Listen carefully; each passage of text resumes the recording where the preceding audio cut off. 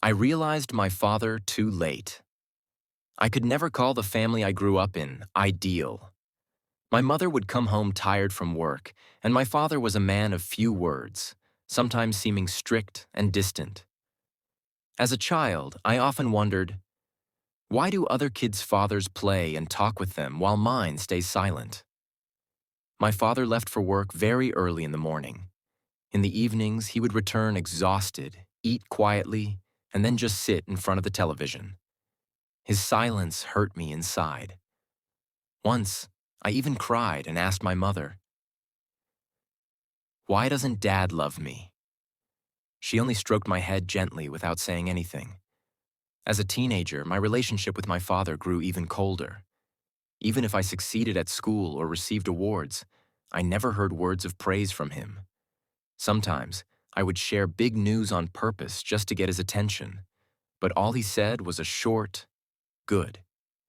At the time, I didn't understand him and carried quiet resentment. But one day, everything changed. When I was 19, I moved to the city for my studies. Living far from home for the first time wasn't easy. I had to cook for myself, balance school, and earning money. One day I became very sick and couldn't even get out of bed. I called my mother, but she said she couldn't do much from afar. That same evening, I heard a knock on the door. It was my father. He didn't say a word.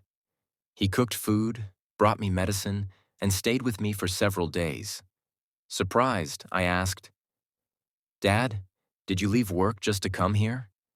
For the first time, he looked at me and said, "Son, you probably think I don't care, but you'll see my love not in words, but in actions." At that moment, I saw him differently. The truth was, he had always worked hard so that we had clothes on our backs and food on the table. I realized too late that he had been showing us his silent love all along. Later, when I visited our village, the neighbors told me, "Your father is always so proud.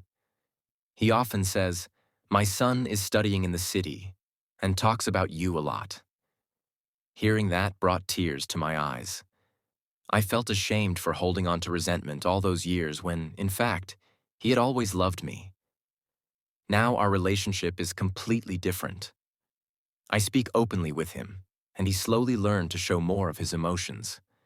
Sometimes when he calls and simply asks, "Are you doing well, son?" That alone makes me happy. This story taught me a powerful lesson.